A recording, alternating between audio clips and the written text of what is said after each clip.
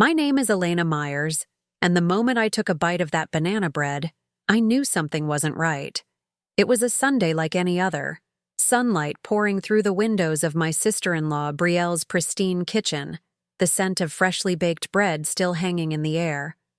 We were gathered for our monthly family brunch, and I had just sat down beside my husband Marcus when he leaned over with that oddly bright smile he reserved for moments that didn't feel real. "Try the one with the extra walnuts," he said, nudging a plate toward me, his eyes glinting just a second too long. "I made it just for you." That should have been the first red flag. Marcus never baked, ever. But I didn't let my face betray what I was feeling. I lifted a slice, feigning interest while inside, something coiled tightly in my stomach. It wasn't just the unusual gesture. It was the way Brielle froze as I brought it to my lips. How her gaze flicked, ever so quickly, to Marcus. Then, back to me. It was subtle, but I caught it. She wasn't eating hers either. This wasn't paranoia, not anymore. It had been building for months. Tiny moments, little sicknesses. A lunch that tasted off. A smoothie with a gritty texture. A sudden rash that the doctors couldn't explain. Always brushed off by Marcus or Brielle as stress, coincidence, or your sensitive stomach again. I'd kept a log. I'd even seen an allergist. Nothing made sense. But today, something was different. Today, my instincts screamed. So instead of eating it, I excused myself. "Sorry," I murmured, smiling politely. "I just remembered I left my phone upstairs charging. I need to check on something."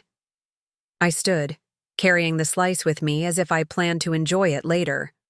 Once out of view, I slipped into Brielle's pantry and gently wrapped the banana bread in a napkin, placing it into the Ziploc bag I'd brought with me just in case. I hadn't told anyone, but after last month's unexplained bout of nausea that left me bedridden for 3 days, I'd started preparing for moments like this, moments where something didn't feel quite right. When I returned to the table, I made a subtle switch, placing the wrapped piece in my purse and grabbing a plain slice off the serving tray. As I bit into it, Brielle smiled, though her fingers gripped her wine glass too tightly. Marcus seemed disappointed. He didn't say it, but I could see the flicker of something in his eyes. That's when the questions started forming in my mind. Questions I wasn't ready to answer, but could no longer ignore. Why had Marcus started visiting Brielle alone so frequently? Why did I find receipts in his coat pocket from the pharmacy for medications I'd never seen in our home? Why had Brielle suddenly grown so interested in my career, especially after I'd been promoted over her at the firm we both once worked for? The rest of the brunch passed in slow motion. I played my part, smiled, made small talk, nodded at Brielle's latest Pinterest-perfect remodel of her guest bedroom. But every cell in my body was screaming. Something was wrong, deeply wrong. And it wasn't just the food. Later that evening, back home, I sat alone in the bathroom, staring at the slice of banana bread now sealed in the evidence bag I'd labeled with the time and date. I didn't want to jump to conclusions, but something told me I needed more than suspicion. I needed proof. The next morning, I dropped the sample off at a private lab under a pseudonym, using cash. I told them I was concerned about contamination, perhaps mold or pesticide, but in my gut, I feared worse. I gave them my number and left, trying not to let my hands shake on the steering wheel as I drove away. 3 days later, the call came. "Ms. Martin?" the lab technician said, using the alias I'd given. "We've completed the analysis on your sample. I'm not sure what you were expecting, but what we found was alarming. There were elevated levels of a substance commonly used as a veterinary sedative. Ingesting this could cause dizziness, nausea, confusion, and in large amounts, unconsciousness. It's not something typically found in food." I sat very still, the blood draining from my face. "Are you sure?" "Positive." The concentration wasn't accidental. Someone put it there intentionally. My mouth went dry. I thanked the technician, hung up the phone, and sat in silence for what felt like hours. That night, I couldn't sleep. Marcus came home late, claiming he had a client meeting. He smelled of perfume I didn't recognize. He kissed my cheek like nothing was wrong. I stared at him, wondering how much of the man I'd married still remained beneath the mask. The next morning, I called a lawyer. I didn't have the full picture yet, but I had enough to know I needed protection. My lawyer advised me to document everything: dates, behaviors, comments. "You're not paranoid," she told me. "You're being careful, and frankly, it sounds like you need to be." I started watching them more closely, Marcus and Brielle. I checked the pantry for tampered items, avoided shared meals, and took vitamins I purchased myself. I set up a security camera in our kitchen, told Marcus it was for package theft. At work, I logged out of shared devices and changed all my passwords, and I started building a case. Not just for me, but for the truth. Because when the people who are supposed to love you most start playing God with your body, your health, your life, that's no longer a relationship. It's a battleground, and I wasn't about to lose. The night after I got the lab results, I couldn't sleep. I lay in bed next to Marcus, staring at the ceiling, every inch of my body tense beneath the covers. His breathing was steady, too steady. I wondered what he would do if he knew I had the banana bread tested, that I now held proof in my hands, that the walls he thought were closing in around me were actually turning inward toward him. I didn't speak a word of it. Not that night. Not the next morning. I got up before dawn, dressed silently, and left the house before he stirred. I drove aimlessly for a while, letting the early light settle my nerves. Then I found myself pulling into the parking lot of my lawyer's office. She was waiting, coffee in hand, her sharp eyes scanning my face the moment I walked in. "What did the lab say?" she asked, skipping pleasantries. "They found something," I said, placing the sealed report on her desk. "A veterinary sedative. High concentration. Not an accident." She read the results carefully, lips pressed into a firm line. "This is serious. Very serious. If you'd consumed more than a slice, the symptoms could have gone from dizziness to seizures. We're talking deliberate harm. This could have killed you, Elena." I swallowed hard. Hearing her say it made it real. "What do I do now?" "You don't confront him yet, not until we know how deep this goes." She leaned back in her chair. "We need more. Surveillance, records, a pattern. If this ends up in court, circumstantial won't be enough. You'll need hard evidence." That day, I went home and played my part again. Smiled. Kissed Marcus hello when he came through the door. Asked how his day was like everything was fine. But I noticed things now. Every glance between him and Brielle. Every time his phone lit up and he quickly turned it over. Every new bottle of supplements in our bathroom cabinet. I bought a voice-activated recorder and tucked it into the plant near our living room couch. Another in the drawer beside our bed. It didn't take long before the truth started to unspool, quiet and insidious, like smoke through a crack in the wall. One night, after a few glasses of wine, Marcus sat on the couch, phone to his ear, thinking. I was asleep upstairs. "No, she didn't eat it," he muttered. "She switched the damn slice. I know she did. Brielle's been sick for 2 days. A pause. Well, how was I supposed to know she'd be smart enough to swap them, I thought. She was too emotional to think that fast. My blood ran cold. I knew it. I had proof now. But what chilled me even deeper was what he said next. "We'll try something different. Next week, she's speaking at that corporate fundraiser, right? If she doesn't show, the board will start asking questions about her reliability." That fundraiser was one of the biggest events of my career. I'd been invited to speak about brand trust and integrity. Ironic, now that I think about it.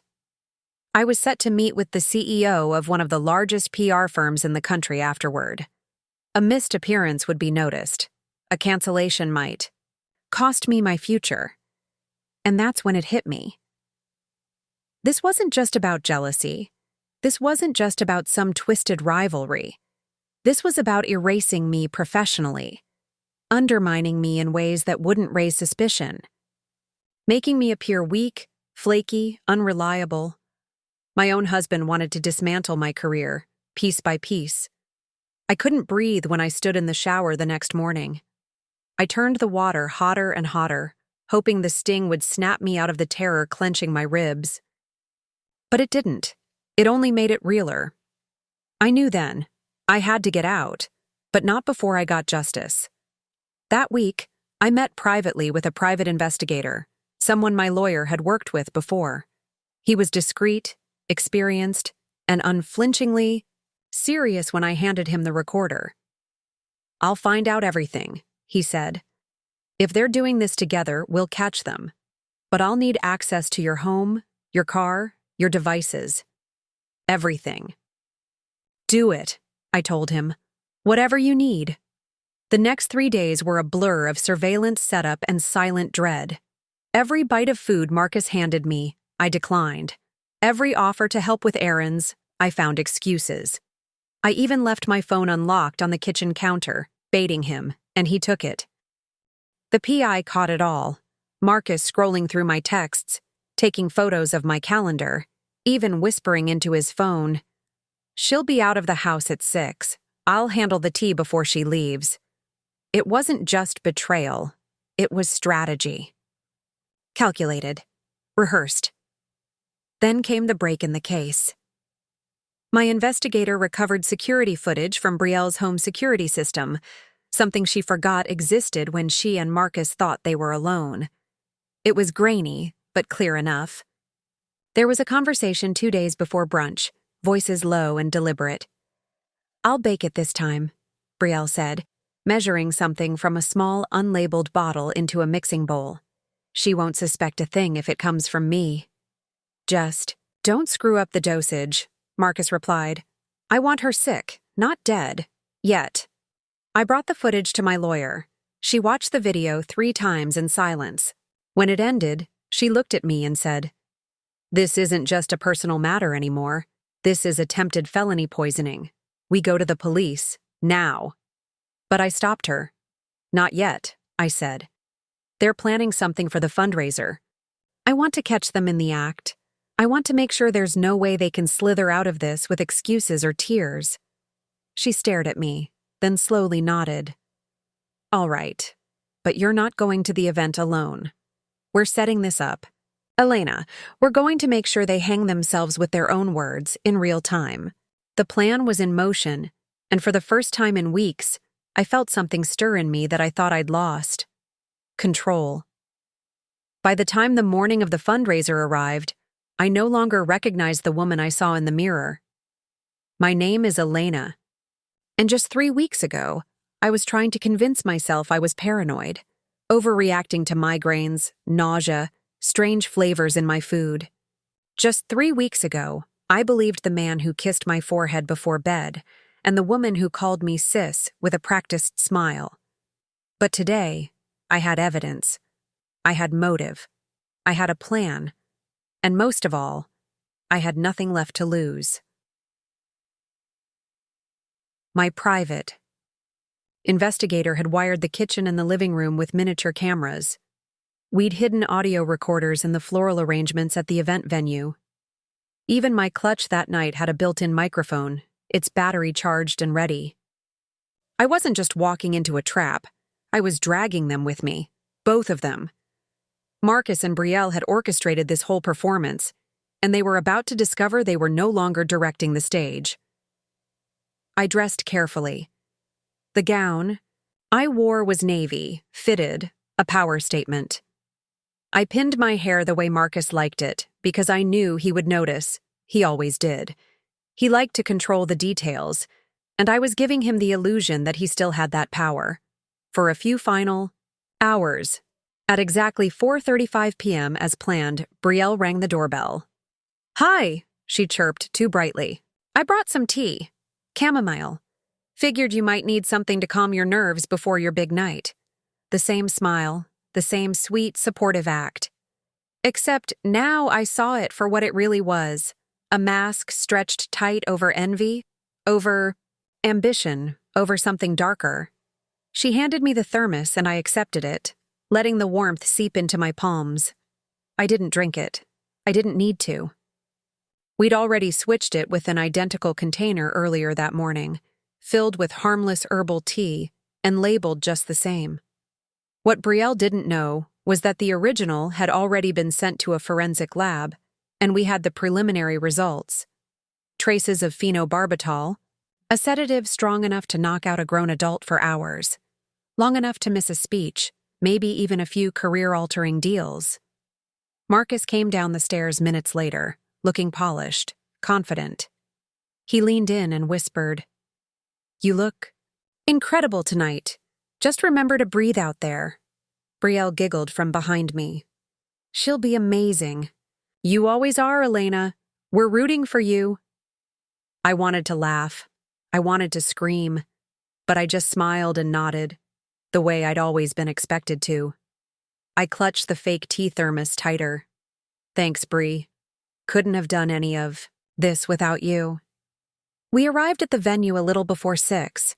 The ballroom buzzed with quiet conversations and clinking glasses, industry leaders mingling under chandeliers that sparkled like stars about to collapse. I kept my eyes focused, on the stage.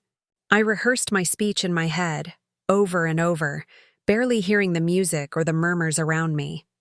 10 minutes before I was supposed to speak, Marcus pulled me aside. He handed me a glass of sparkling water. "I figured this might help calm you." "Down?" he said, brushing a strand of hair from my face. The water wasn't sparkling. I knew that now. Not the way he meant. The PI had already reviewed footage from our kitchen earlier that day. Marcus had mixed something into the drink when he thought no one was watching. I accepted it with trembling fingers. This was it. This was the moment. I raised the glass slowly, letting it hover just beneath my lips, and then I tripped. It was so easy. One heel slightly off the rug, a twist of the ankle, and the entire glass spilled down the front of my gown. Gasps rippled through the crowd. A flurry of napkins, hands reaching to help. And in the confusion, Marcus panicked. His eyes flicked to Brielle across the room. They hadn't expected this. In the corner of the ballroom, my lawyer stepped forward. She was dressed like every other guest, but her badge and legal authority were tucked in her bag, and so was the toxicology report. The forensic officer followed behind her, along with 2 uniformed officers. This wasn't just a presentation anymore. It was an unveiling. "Marcus Rowe?" the lead officer asked, his voice cutting through the room like a scalpel. "Can we have a word with you outside?" Brielle, already pale, tried to melt into the crowd. "Brielle Sutton?" my lawyer said calmly. "You too." Marcus stammered. This must be a mistake. She's confused. Elena's been stressed. Maybe even delusional. I stepped forward then. "I'm not delusional, Marcus. I'm done pretending. I know what you both did, and so does everyone else." I pulled out my phone and played the recording, the one from the night before, Marcus's voice muttering about dosage and timing, and then Brielle's voice, sharp and full of fury. "It has to be strong enough this time. She can't make the speech." Silence fell like a curtain. Gasps. Then whispers. Then something worse. Attention. The police didn't need a confession anymore. They had motive, opportunity, evidence, and a room full of witnesses to their unraveling. They took them both quietly, efficiently. I was left standing on that stage, the mic now mine in every sense of the word, and I gave the speech of my life. Not about betrayal. Not about poison, but about perseverance. about women who build their lives stone by stone only to have others try to tear it down out of jealousy, greed, or fear. I spoke about reclaiming your narrative, about walking back into the fire and refusing to burn. The crowd didn't just applaud, they stood. It's strange how the silence after betrayal isn't quiet at all. It hums, loud and electric, like the seconds before a lightning strike. 3 days had passed since Marcus and Brielle were escorted out of the gala in handcuffs. 3 days since the media had exploded with headlines like CEO's wife foils poison plot at charity gala and Brielle Sutton, from society, darling to suspect. My phone had been ringing nonstop, but I hadn't answered any calls, except from my lawyer, the police, and the private investigator who now seemed more like a lifeline than a hired hand. I should have felt relief, maybe even victory. But instead, I felt something deeper, something darker.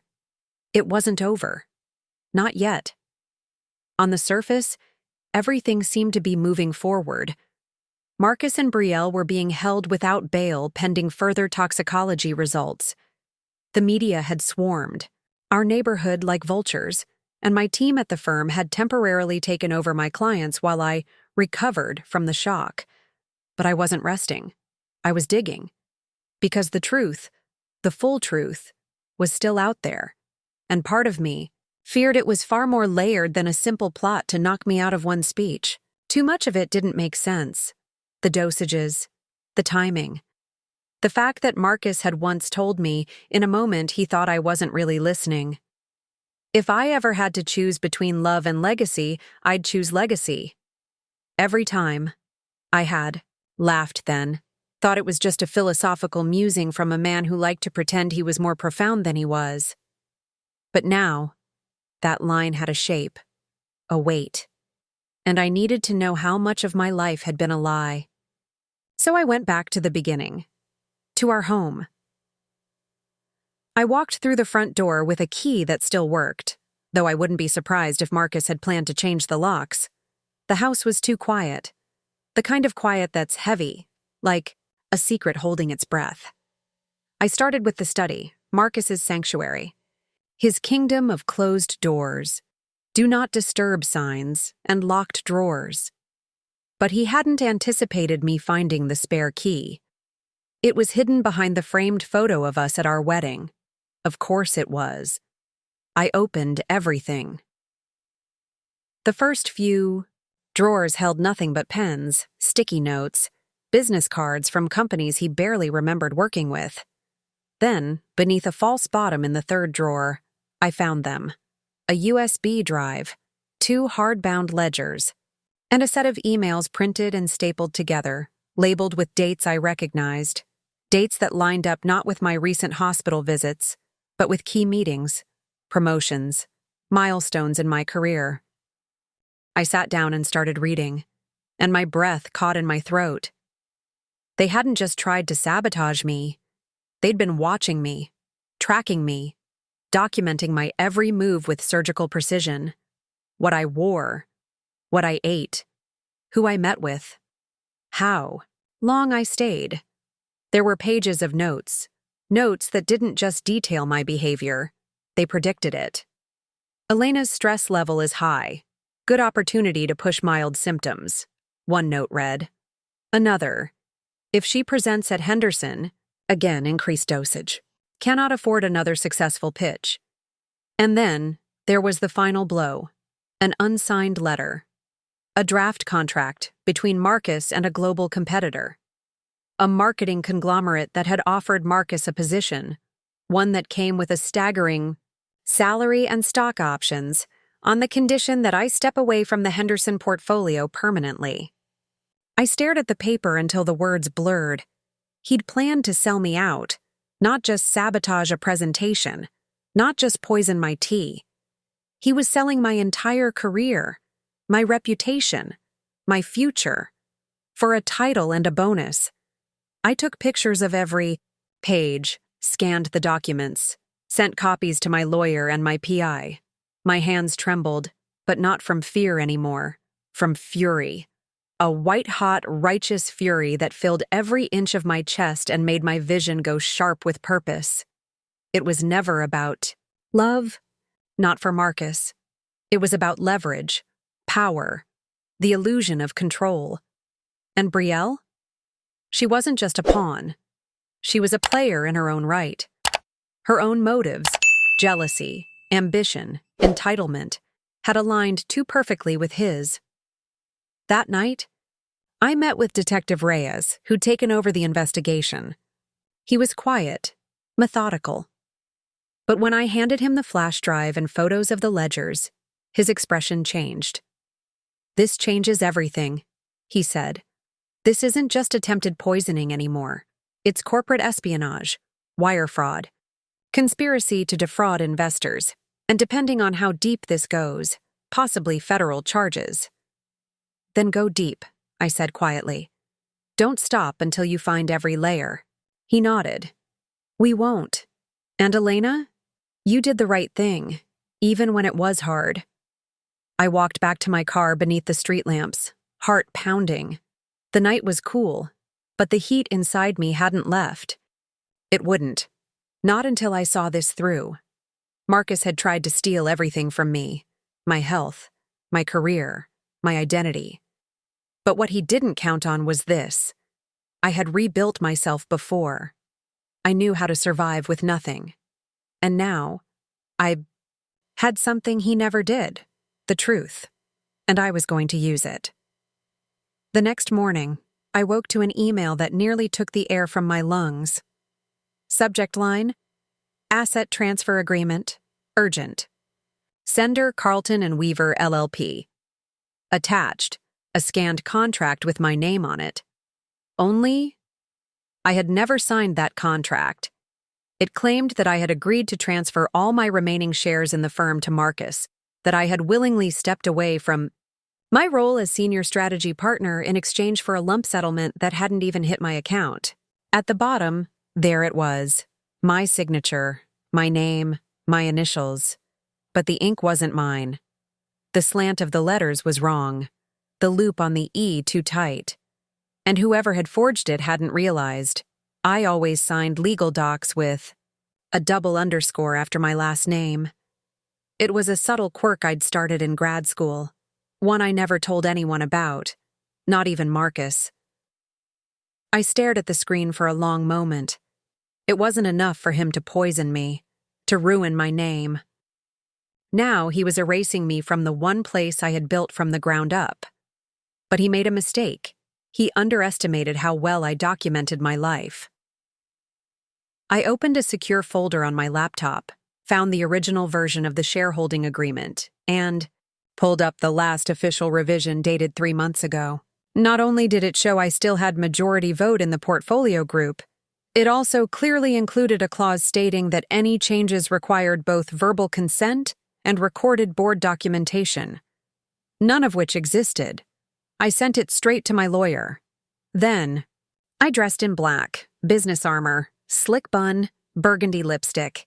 The kind of look that made people pause before crossing you. I walked into the office like I owned it, because technically, I still did. The receptionist blinked, clearly flustered. "Mrs. Brielle said," she began. "She doesn't sign my paychecks," I interrupted. "And she won't be signing anything else for a long time. Direct me to the boardroom." Word traveled fast. By the time I reached the executive floor, half the team was already buzzing. The partners, people who had once praised Marcus's vision, looked anywhere but at me. A few mumbled greetings, but most stayed quiet. Guilty. Embarrassed. Complicit. Brielle wasn't there. But Marcus was. He stood at the head of the long table, sleeves rolled, tie loosened like he had planned to play the cool savior. He didn't expect me to show up. Not today. Not with this fire. "Elena," he said, voice low, warning-laced. "This isn't the place." I dropped the forged contract on the table. "You mean this? The one you submitted to a legal team, behind my back with a falsified signature?" One of the junior partners, Terrence, leaned forward to glance at the papers. His brow furrowed. "Wait, You signed this? No, I said clearly. I didn't. Marcus's smile faltered. You must be confused. We talked about this weeks ago. You said... I held up my hand, cutting him off. No, Marcus, I said I was considering a transition plan. Not giving you everything I built on a silver platter.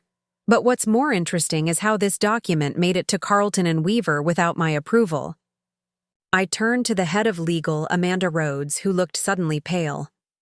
Your firm verified this?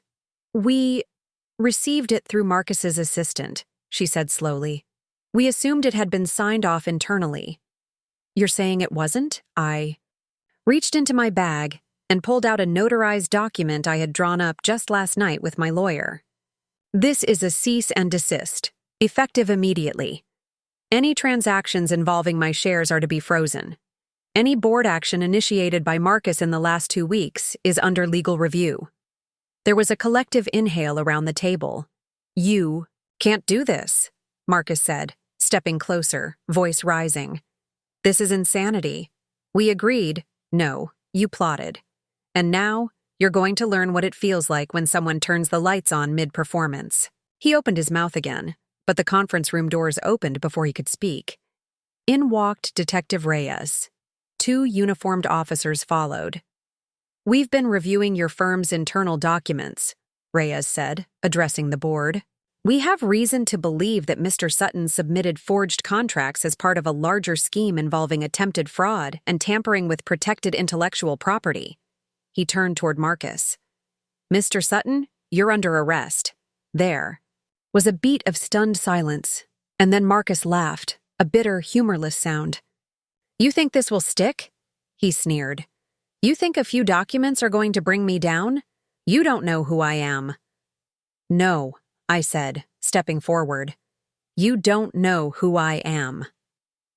The officers cuffed him without another word, it wasn't the end yet, but it was a moment, a reckoning.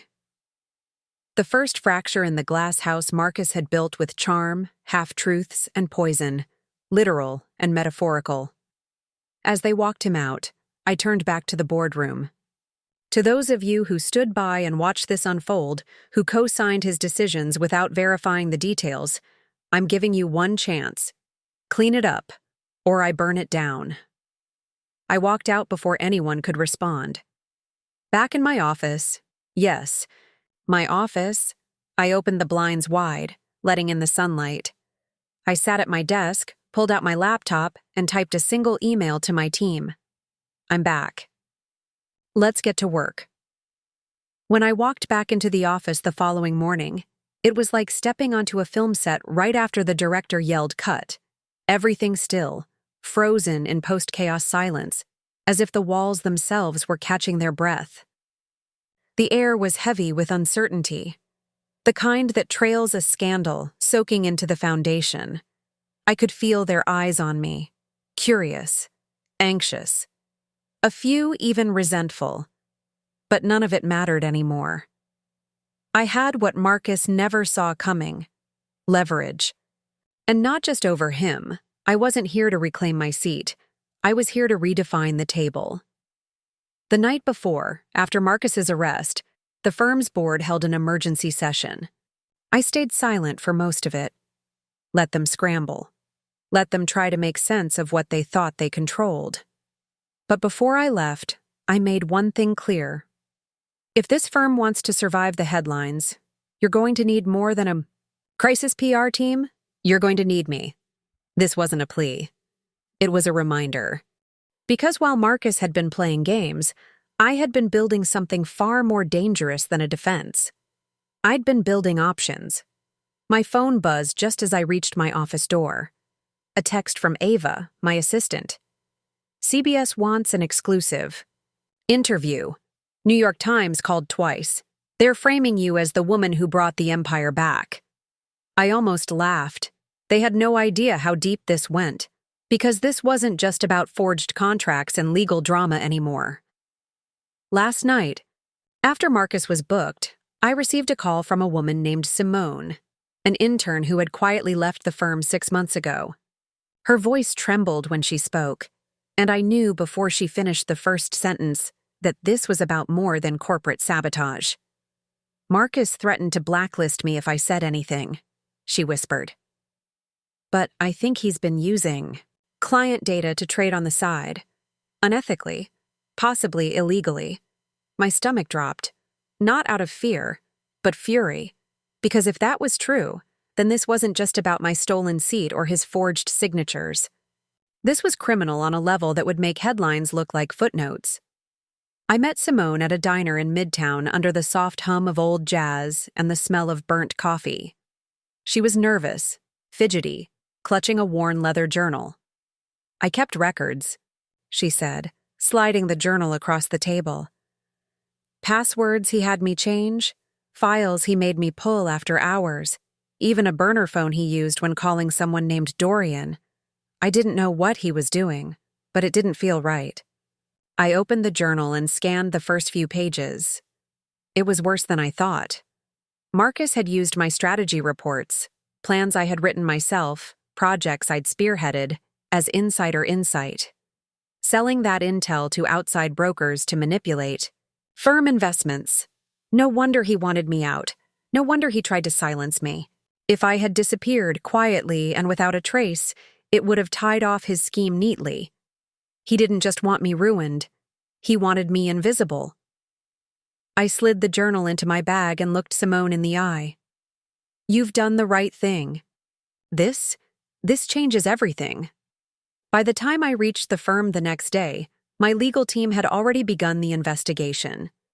They were preparing a secondary suit against Marcus, this one criminal, with charges that could carry jail time, well beyond forgery or fraud.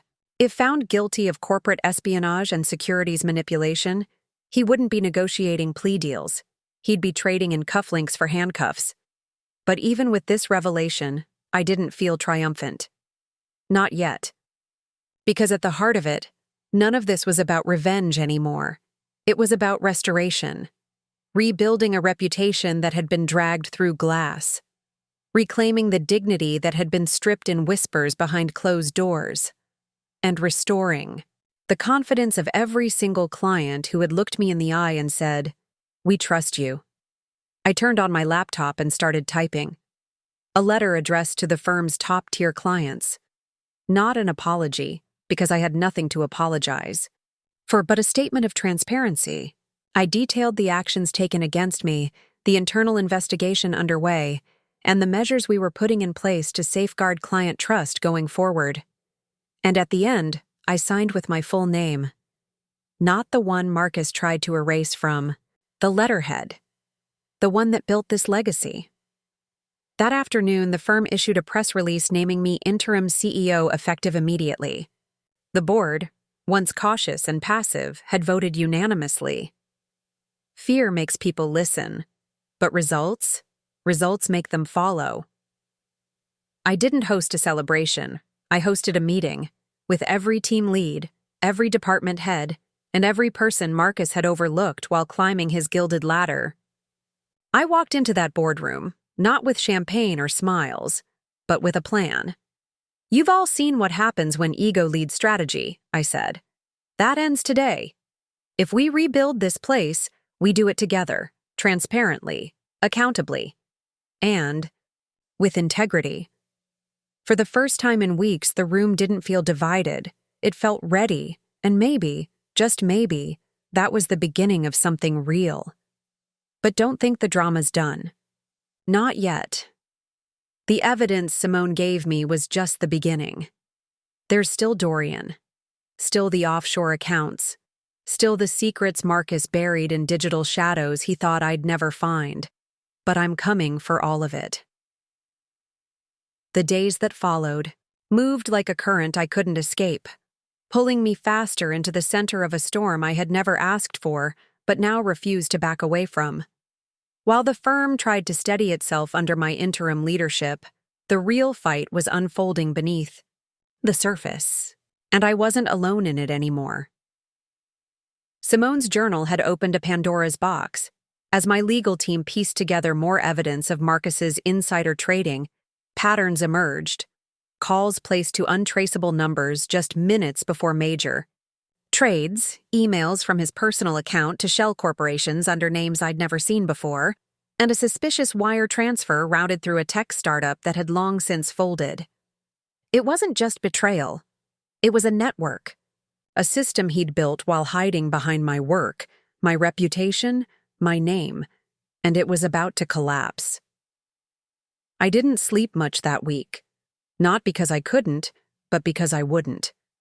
Every hour awake was another thread unraveled. Every new name uncovered another stone turned. I wasn't just chasing Marcus anymore. I was dissecting him, his greed, his cowardice, his reckless ambition. Late one night, I was in the office alone. Rain tapped against the windows as the city below blurred into streaks of light and motion. The only sound in the room was the quiet hum of my monitor, blinking with open files, bank records, encrypted messages, and the still unfolding map of everything Marcus had tried to keep buried. I leaned back in my chair, exhaustion curling into the corners of my body when a message popped up. Blocked ID, no subject. Inside, a single sentence. You don't know who else is involved. Stop digging. I stared at it, pulse spiking. It wasn't signed. No clue to trace. Just a veiled threat that confirmed what I already suspected. Marcus wasn't acting alone, but instead of fear, I felt something else. Clarity, because this wasn't just Marcus. This was bigger. And now I had their attention. The next morning, I walked into the building not as a placeholder CEO, but as a woman on a mission. I called an emergency meeting with the board, the compliance team, and our lead counsel. I laid out the case piece by piece, slide by slide, until the entire picture stood exposed on the screen behind me like a confession they couldn't unsee. One board member, a man named Harris, who had always looked down at his phone during my presentations, finally raised his eyes. Are you saying there may be accomplices still inside this firm? I didn't flinch. I'm saying there's no maybe about it. Silence settled across the room, but this time, no one looked away. That night, a second email arrived. Same, blocked sender. This time, with an attachment. A recording. I listened with headphones, alone in my office, as the voice on the other end, clearly Marcus, spoke in low, rushed tones. If she finds out about Ridgepoint, it's over. She can burn this place to the ground. We need to get ahead of it. Ridgepoint, a name that hadn't surfaced before. I forwarded the audio to legal and started digging.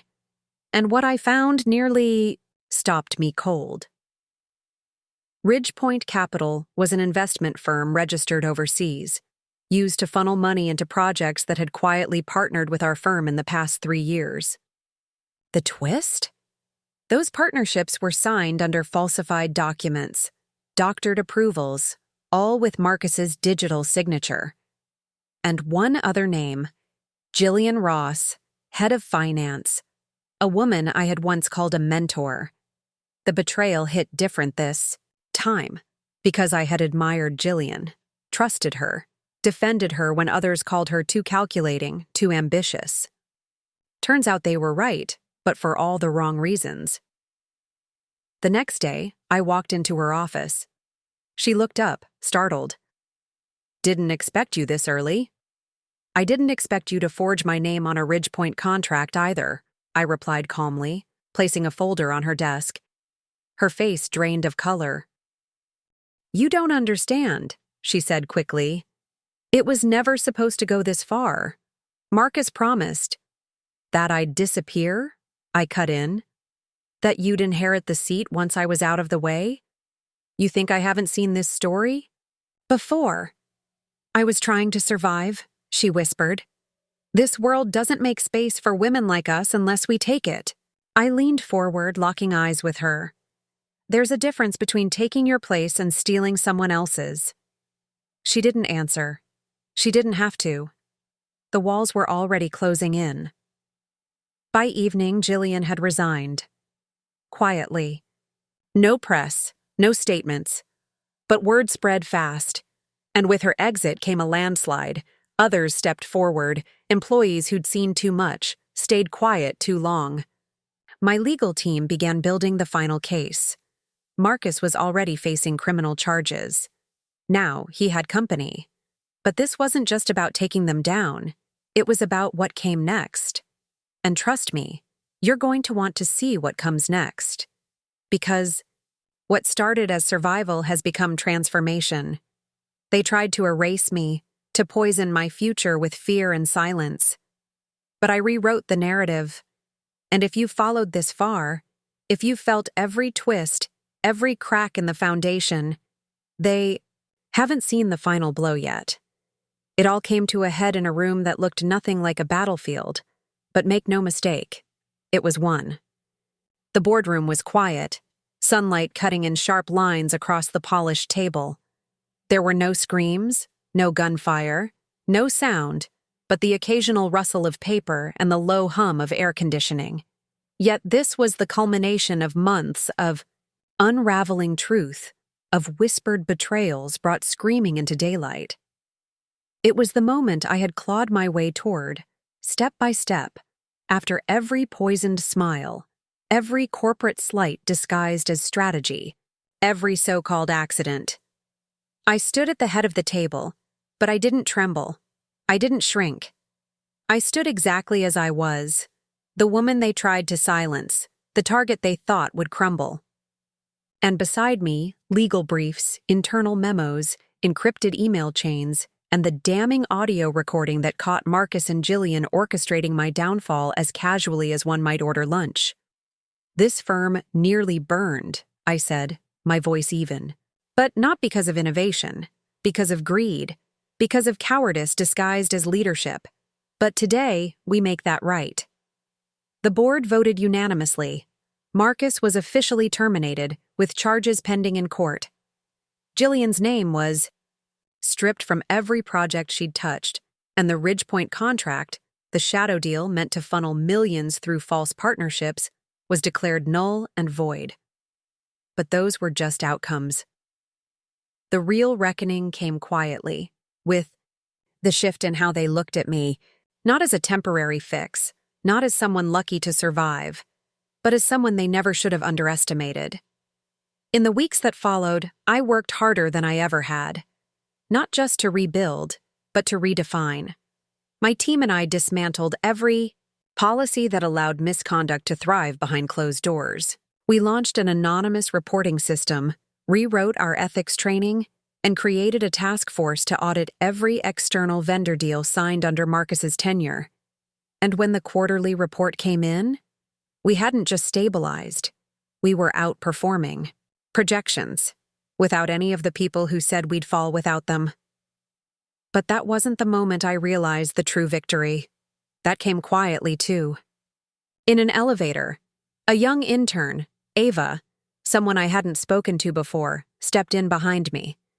She looked nervous, like whatever she was about to say had been rehearsed. "I just wanted to say," she began, "what you did, standing up the way you did, it changed the way I see this place, and maybe myself." She didn't say more. She didn't need to. That moment, that recognition, it meant more than the reinstated titles, more than the applause at the next shareholder meeting. Because when you stand back up after they try to knock you out, you're not just surviving for yourself. You're making space for someone else to breathe, someone watching, waiting, wondering if they're next, or if they're worth fighting for. This story started with a sip I didn't take. A drink I pushed away because something inside me knew better. It could have ended right there. Just another bad feeling. Just another Sunday brunch. But I didn't dismiss it. I trusted that little whisper inside that said, "Look closer," and when I did, I didn't just find poison. I found a system built to break people quietly. I found colleagues willing to let ambition rot into something unrecognizable. I found betrayal in blood, in marriage, in friendship. But I also found the kind of resilience that doesn't roar, the kind that rebuilds. So here's the lesson I walked away with. And I offer it to you not as someone who read it in a book or heard it in a speech, but as someone who lived it. Trust your instincts. Always. That subtle discomfort you feel? That unease you can't explain? Don't shove it down. Investigate it. Question it. Because more often than not, it's the first thread unraveling something much bigger. Keep receipts. Document everything. Not because you're paranoid, but because sometimes the only difference between a victim and a survivor is the evidence you've gathered when no one else believed you. Power isn't about position. You don't need a corner office or a title to change everything. All you need is the moment when you stop asking for permission and start acting on truth. And most importantly, you don't win by becoming them. You win by refusing to sink to their level, by rising anyway, by succeeding anyway, by living anyway. Today I walk into rooms with my head high, not because the betrayal didn't happen, but because I learned how to build my peace on top of the wreckage. So to everyone who has ever doubted themselves after being silenced, sabotaged, or sidelined, I see you. I've been you. And if this story made your heart beat a little faster, if it reminded you of a moment you barely escaped, or a truth you almost didn't speak, then I ask you this. Don't stay quiet. Not anymore. And if this story moved you, if you found strength in the chaos or light in the dark, support us by subscribing to the channel. We'll keep bringing you real stories with real fire, ones that don't just survive the drama, but rise through it. Because the world needs more people who don't just endure betrayal. It needs people who burn lies to the ground and rebuild something better from the ash.